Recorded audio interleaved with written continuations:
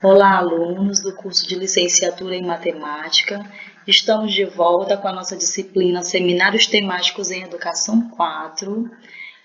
Estamos na nossa unidade 3, Planejamento e Gestão no Ensino Médio Técnico.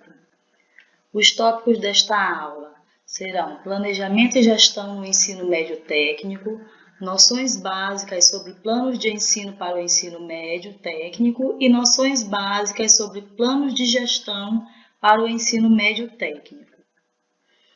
Bom, começamos a nossa aula com um questionamento. Em que consiste o planejamento? Temos alguns exemplos de planejamento na educação, como o Plano Nacional de Educação, o Plano de Gestão, o Plano de Ensino e o Projeto Educacional.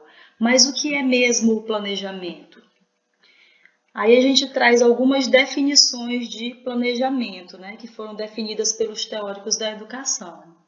Planejamento pode ser entendido como o processo no qual são envolvidas uma ou mais pessoas com o próprio pensar sobre os melhores meios de se realizar uma determinada tarefa.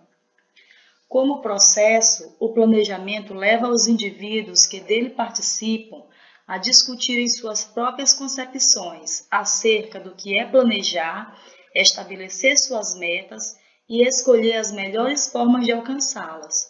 Fazendo isso, os indivíduos participam da elaboração de determinado planejamento. Então, planejar é um processo contínuo e dinâmico de reflexão, tomada de decisão, racionalização, organização e coordenação da ação humana. Na esfera escolar, o planejamento é o produto da reflexão e tomada de decisão. O planejamento reflete a concepção de educação, a concepção de aprendizagem e do ensino, ou seja, o referencial teórico que tem por trás dessa concepção de educação. E ele considera as características e especificidades de cada sistema de ensino. Para a gente compreender melhor, nós temos aqui os níveis de planejamento educacional. Quais são os tipos de planejamento e as suas características? Primeiro, o planejamento educacional enquanto política nacional, política de planejamento. É o planejamento de maior abrangência, correspondendo ao planejamento que é feito em nível nacional, estadual e municipal. O planejamento curricular é o processo de tomada de decisões sobre a dinâmica da ação escolar. É a previsão sistemática e ordenada de toda a vida escolar do aluno. O planejamento escolar é o planejamento global da escola, envolvendo o processo de reflexão e decisões sobre a sua organização, o funcionamento e a proposta pedagógica. É bem parecido com o plano de gestão da escola, unificando a gestão e o ensino. E o plano de ensino é o processo de decisão sobre a atuação concreta do professor, em constante interação com seus alunos. É aquele momento em que o professor planeja a sua disciplina. Na formulação do planejamento educacional, devem ser observados alguns elementos, tais como as políticas educacionais e seus resultados em um determinado período de tempo, o contexto social, mundial, nacional, regional e local, em que aquela escola está inserida, em que aquele planejamento educacional ele vai ser colocado em prática. Os indicadores dos sistemas escolares, a compreensão das relações existentes entre a formulação de políticas públicas para a educação e o planejamento educacional é de fundamental importância para todos aqueles que atuam na escola. Então, não somente as pessoas que fazem as políticas macro do país ou dos sistemas de ensino devem estar voltados para essa compreensão dessas relações, mas sim cada professor também tem que estar voltado para a compreensão dessas relações que existem entre as políticas públicas para a educação e o planejamento educacional. Noções básicas sobre planos de ensino para o ensino médio técnico. O plano de ensino, gente, é o planejamento de uma disciplina. Ele deve buscar a eficiência, deve ser claro e realizável. Ele é o elemento de comunicação entre o professor e o coordenador de curso, assim como também entre os professores e alunos. E ele é importante também enquanto documento porque evita a duplicação de programas das várias disciplinas e possibilita a integração dessas disciplinas. Bom, no plano de ensino para a educação integrada entre o ensino médio e técnico, nós ainda temos que considerar outros aspectos. Tá? O primeiro é a carga horária, que geralmente é reduzida. Por quê? Porque as disciplinas elas têm que ser condensadas para caber no mesmo período letivo as disciplinas da área geral, como as disciplinas específicas de cada área profissional também. Outro aspecto a ser considerado é a interdisciplinariedade, tá? Que faz parte das próprias características dessa educação integrada. As disciplinas elas têm que conversar entre si, tanto as disciplinas do núcleo comum, quanto as disciplinas que são voltadas também para o trabalho, as disciplinas específicas de cada curso. Temos que levar em consideração também a existência de projetos voltados para a pesquisa e para a extensão, dentro e fora da instituição de ensino. É outra característica peculiar desse tipo de educação, que é a educação integrada. A organização curricular da instituição de ensino, que pode ser anual ou semestral, geralmente, ou pode ter outro tipo de organização.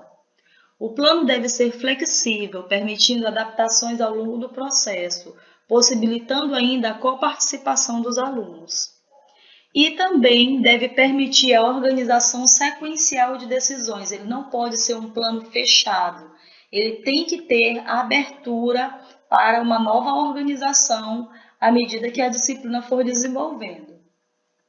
Essas são as principais características que têm que ser consideradas na formulação de um plano de ensino para a educação integrada entre o ensino médio e técnico. Já para a gestão, para a gente falar sobre essas noções básicas de gestão para o ensino médio técnico, a gente também tem que compreender alguns conceitos que são básicos na área de gestão educacional.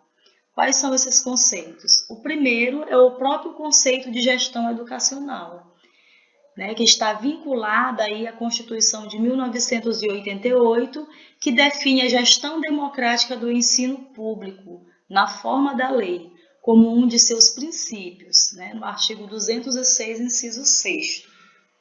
Outro conceito é o de gestão escolar, que é o de otimizar processos diários, aumentando e melhorando a eficiência do ensino dentro da instituição. Temos ainda o conceito de gestão democrática e participativa. Organiza os sistemas federal, estadual e municipal e delibera sobre o papel de cada um, e articula entre as instâncias que determinam sobre as normas, execução e deliberação no setor educacional. O que está mais em voga aí no momento são esses conceitos de gestão democrática e participativa.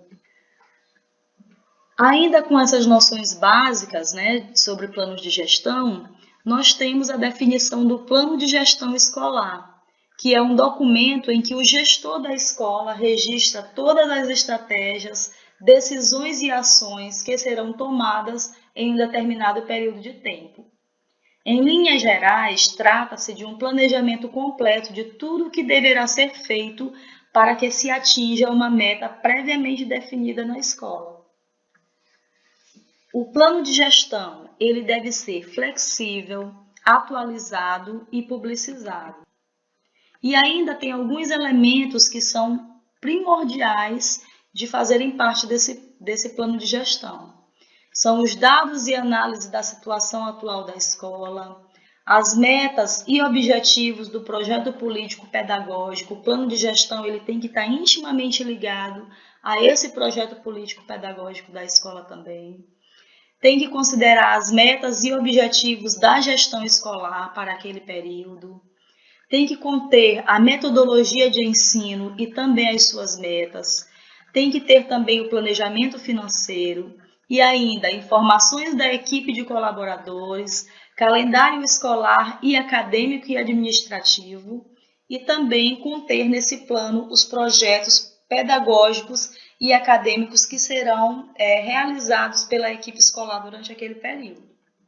Gente, estamos finalizando mais uma aula. Aqui são as nossas referências que nós utilizamos na formulação da nossa disciplina e vamos continuar com nossos estudos firmes e fortes aí. Abraço!